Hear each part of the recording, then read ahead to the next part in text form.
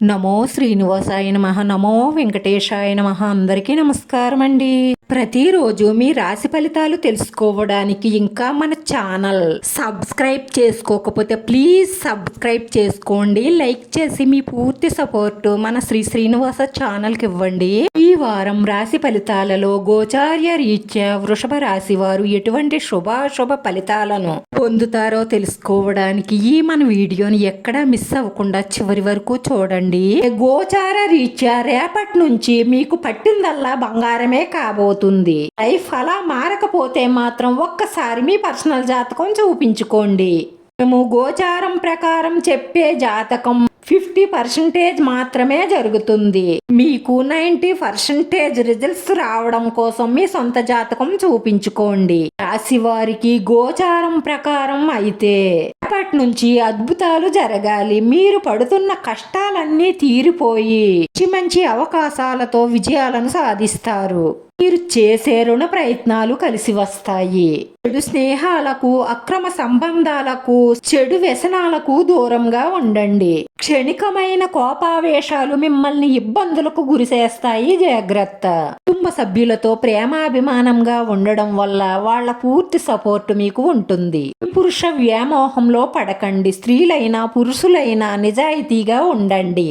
రాశివారి గురించి ఎవరికీ తెలియని కొన్ని జీవిత రహస్యాలు. వీరి స్వభావం ఎలా ఉంటుంది, వీరి వీక్నెస్ ఏమిటి, వీరి బలం ఏమిటి, వీరి గుణగణాల గురించి రాశివారు ఒక్కసారి నిర్ణయం తీసుకున్నారు అంటే స్థిరంగా నిలబడతారు.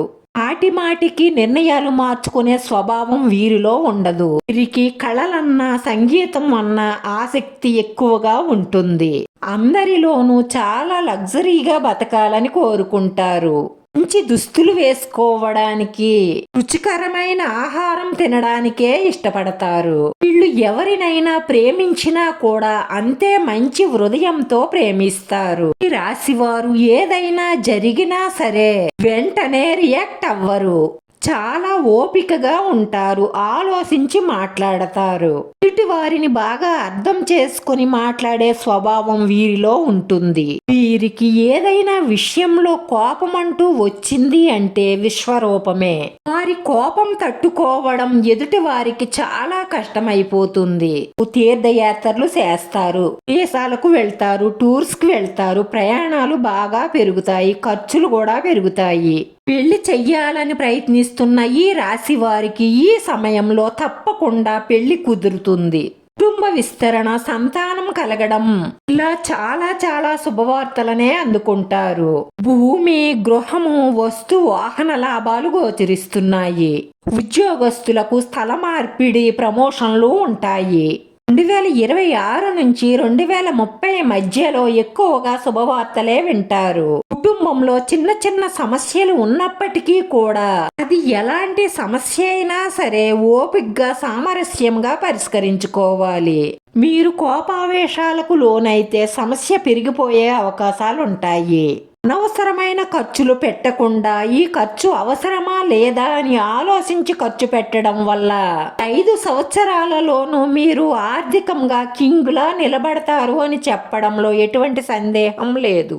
మీ ఆరోగ్యం, మీ కుటుంబ సభ్యుల ఆరోగ్యం పట్ల శ్రద్ధ వహించండి. ఈ రాశివారి పరిహారంలో వెంకటేశ్వర స్వామికి అర్చన చేయించడం వల్ల మనసులో ఉన్న కోరికలన్నీ తీరి మానసిక ప్రశాంతత లభిస్తుంది. రాశివారి అదృష్ట సంఖ్య 9. ఈ రాశివారికి కలిసొచ్చే రంగు తెలుపు రంగు.